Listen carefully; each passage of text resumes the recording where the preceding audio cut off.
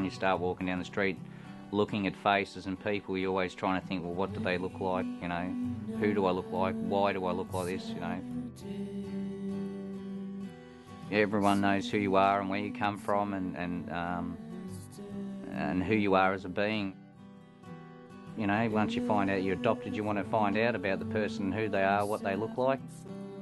My name is Gary, and this is my story. Grew up in Bayswater with my adopted father Peter and my two sisters Jenny and Lynette. They were his daughters.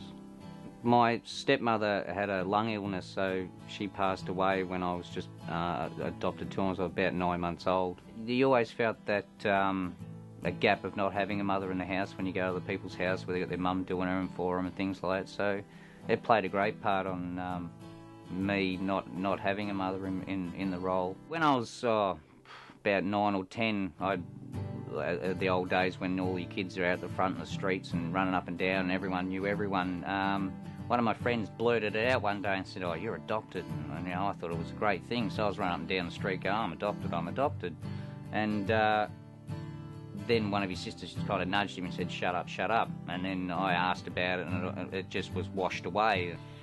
I found out that I had a brother who had been adopted out of the family when I was about 10.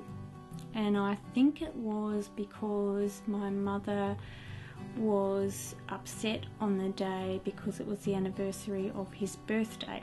And from what I gather, she was upset that day and I must have been asking what the problem was.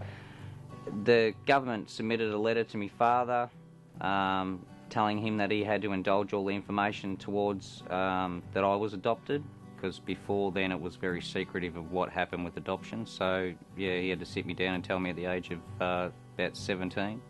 So yeah, he sat me down and explained why I was adopted and the reasons for it. I found out for a lot of people that they were adopted, that their parents were always up front, told them straight how it was, how they were adopted, why, which I found them more grounded. They didn't seem so unsettled by it, where I found out later on. So I had 18 years of my life believing that I was one person, where really I was someone else. So for a parent to do that to a child, it's a break show.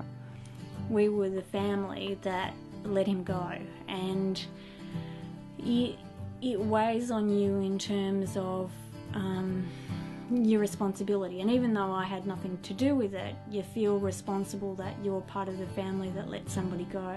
You know, once you find out you're adopted, you want to find out about the person, who they are, what they look like. Yeah, it was very confronting. We made a decision that we'd meet halfway. She lived in Cobram, we lived in Melbourne, so we had to drive up to Shepparton. We met her at the town clock in the central of the town, and then we went over to the pub and sat down and had a bit of a chat. You know, what was I doing?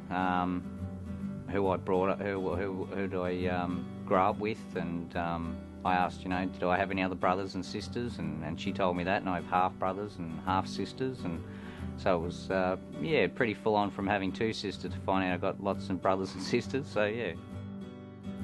Things went a bit bad in my own way, because you're always asking questions in your own mind of what could have been, what was, why did it become?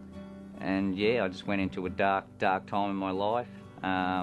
Partying and dealing and doing all the rest of the bad things that people shouldn't do, but and then eventually, months down the track, a lady came in and asked for me, and I didn't know who the woman was, and she turned around and said, "Oh, well, I'm your sister Jackie, your blood sister." And I said, "Oh, right."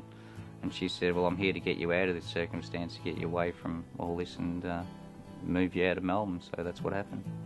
I moved up with her and her husband and her son Joel up to Bendigo. They just recently bought a property up there, so I moved up there and helped them up on their property, doing a bit of building and things like that, and just to get to know her.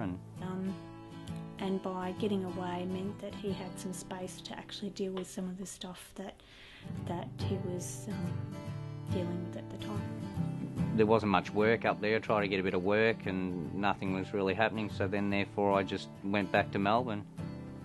yeah, I'm a proud father. So yeah, I turned my life right around by wanting him to have a better life, just to know who he was and where he come from and things like that. So yeah. It's hard to say whether the life that Gary would have had would have been any different to the one that he has now.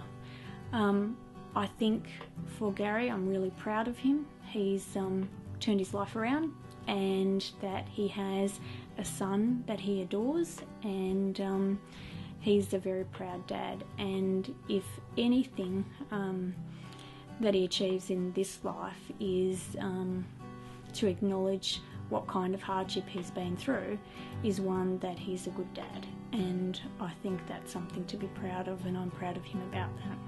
I suppose it goes back to the question of always, asking yourself those questions. Would it be different, and how would I have turned out? Would I have been better educated? Would I have been, a total different life living somewhere else? I truly don't know. That's one of the questions you'll never be able to answer.